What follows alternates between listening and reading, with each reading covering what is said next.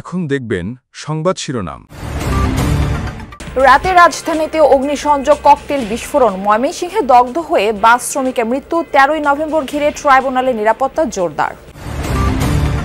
পোস্টারে নিষেধাজ্ঞা রেখে নির্বাচনী আচরণবিধির গেজেট প্রকাশ। 6 মাসের সাজাসহ থাকছে জরিমানার বিধান, বাতিল করা যাবে প্রার্থিতাও। চলতি মাসেই জানিয়ে দেওয়া হবে বিএনপির অবশিষ্ট 63 প্রার্থীর নাম। আসন সমঝোতা ঝুলে যাওয়ায় এই সিদ্ধান্ত ঘোষণা, কয়েকটিতে পরিবর্তনের আভাস। নয়াদিল্লির গাড়ি বিস্ফোরণকে আত্মঘাতী হামলা বলছে পুলিশ। সন্দেহভাজন হামলাকারী ডাক্তার উমরের বাড়ি জম্মু কাশ্মীরের পুলওয়ামায়। আসসালামু আলাইকুম। এতক্ষণ দেখছিলেন সংবাদ শিরোনাম, এখন দেখবেন বিস্তারিত। 13ই নভেম্বর শেখ হাসিনার মামলার রায়ের দিন নির্ধারণ ঘিরে সম্ভাব্য নাশকতা এড়াতে আন্তর্জাতিক অপরাধ ট্রাইব্যুনাল জাতীয় ঈদগাহ মাঠে নিরাপত্তা জোরদার করেছে আইন শৃঙ্খলা বাহিনী। মঙ্গলবার সকাল থেকেই ট্রাইব্যুনাল ও ঈদগাহ মাঠের প্রবেশ মুখে কঠোর অবস্থানে থাকতে দেখা যায় আইন শৃঙ্খলা বাহিনীকে। এর আগে সোমবার supreme court, tribunal, attorney general কার্যালয়, বার ভবনের নিরাপত্তার স্বার্থে জাতীয় ঈদগাহ মাঠে বহিরাগতদের প্রবেশে নিষেধাজ্ঞা দেয় সুপ্রিম কোর্ট প্রশাসন। পুলিশ বলছে, শেখ হাসিনার মামলার রায় ঘিরে গেল কয়েকদিন ধরেই রাজধানীতে নাশকতা ছড়াচ্ছে আওয়ামী লীগের নেতাকর্মীরা। 13ই নভেম্বর ডাকা হয়েছে হরতালও।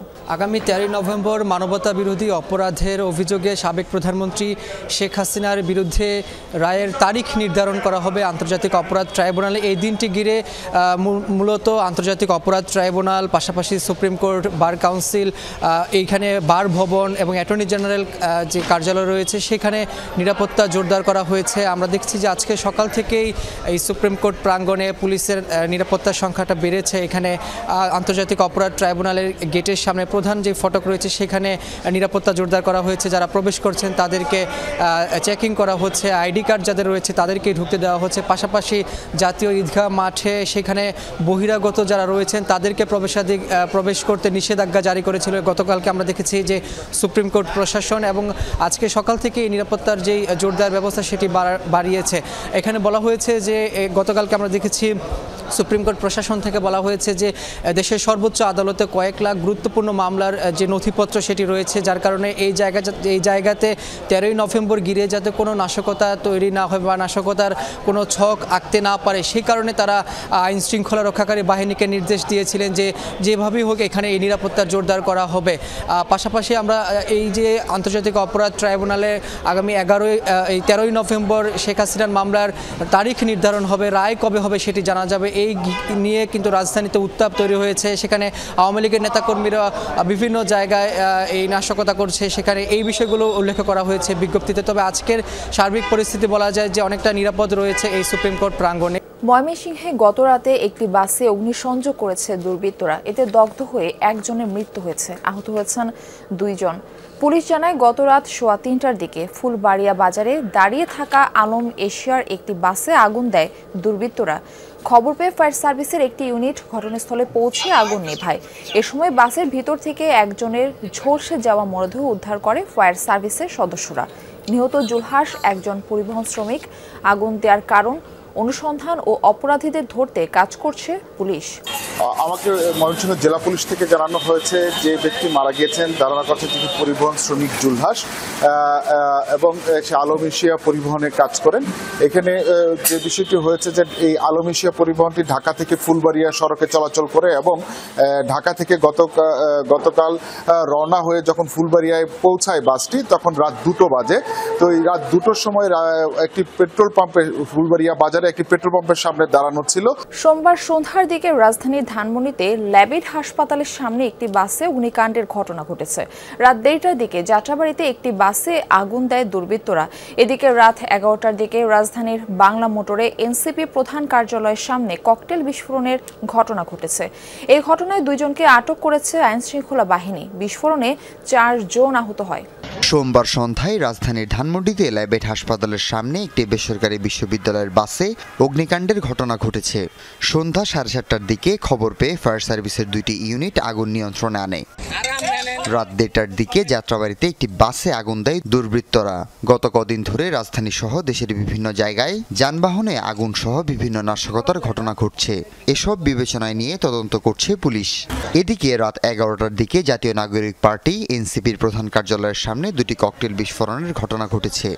এতে 4 জন আহত হয়। পালানোর সময় 2 জন সন্দেহভাজনকে ধরেছে এনসিপি নেতাকর্মীরা। সংসদ নির্বাচনের প্রচারণায় পোস্টারে নিষেধাজ্ঞা রেখেই দল ও প্রার্থীর আচরণবিধির গেজেট প্রকাশ করেছে ইসি। একমঞ্চে ইস্তেহার ঘোষণা ও আচরণবিধি মানতে প্রার্থী ও দলের অঙ্গীকারনামা দেওয়ার নির্দেশনা থাকছে এবার। সোমবার রাতে ত্রয়োদশ জাতীয় নির্বাচনকে সামনে রেখে রাজনৈতিক দল ও প্রার্থীর আচরণ বিধিমালা 2025 জারি করেছে নির্বাচন কমিশন। সোশ্যাল মিডিয়ায় ভোটের প্রচারে কড়াকড়ি আরোপ, অসৎ উদ্দেশ্যে এআই ব্যবহারে মানা, পোস্টার ও ড্রোন ব্যবহারে নিষেধাজ্ঞা সহ আসন প্রতি 20টির বেশি বিলবোর্ডে নিষেধাজ্ঞা থাকছে বিধিতে। আচরণবিধি লঙ্ঘনের সর্বোচ্চ 6 মাসের কারাদণ্ড ও 1.5 লাখ টাকা জরিমানা এবং দলের জন্য 1.5 লাখ টাকা অর্থদণ্ডের বিধান রাখা হয়েছে।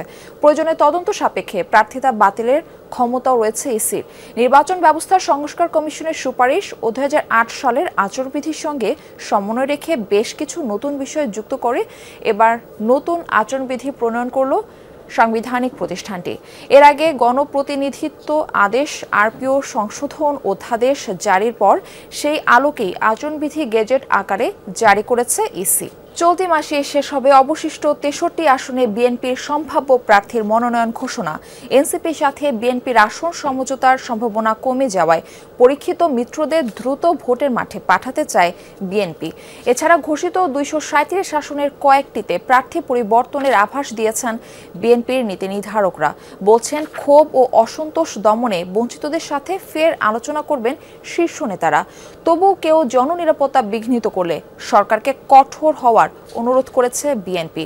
ধান খেতে দাঁড়িয়ে আম্পায়ারের ভূমিকায় রিভিউ আবেদনকারী ব্যক্তির নাম আলাল উদ্দিন আলাল। ফেনী জেলা বিএনপির এই সদস্য সচিব মনোনয়ন বঞ্চিত হয়ে অভিনব এই প্রতিবাদ করেন। আমার বাড়ির কাজের ছেলেটা পর্যন্ত জেলে গিয়েছে। আমার এই অফিসটা 5 বার ভেঙেছে, 7 বার আমি শারীরিকভাবে অ্যাসল্ট হয়েছি। দল এটা রিভিউ করবে, এটা আমার দৃঢ় বিশ্বাস। যদিও এমন বুদ্ধিদীপ্ত প্রতিবাদ দেখা যায়নি আর কোথাও, বরং হামলা বিক্ষোভে গত কয়েকদিন উত্তপ্ত অন্তত 10টি জেলা। কিন্তু কেন এমন ক্ষুব্ধ প্রতিক্রিয়া? বিএনপি প্রতিষ্ঠা করেছে, তাকে নমিনেশন না দিয়ে যদি অন্য কাউকে নমিনেশন দেয় তাহলে তো এলাকার লোক ক্ষুব্ধ হবেই। পরিচিত লোক না পালি নতুন লোক পালি তো বিপদ হবে। দিল্লিতে আত্মঘাতী গাড়ি বিস্ফোরণের ঘটনায় সন্দেহভাজনের ছবি ও পরিচয় প্রকাশ করা হয়েছে। তিনি জম্মু কাশ্মীরের পুলওয়ামার বাসিন্দা ডাক্তার ওমর মোহাম্মদ।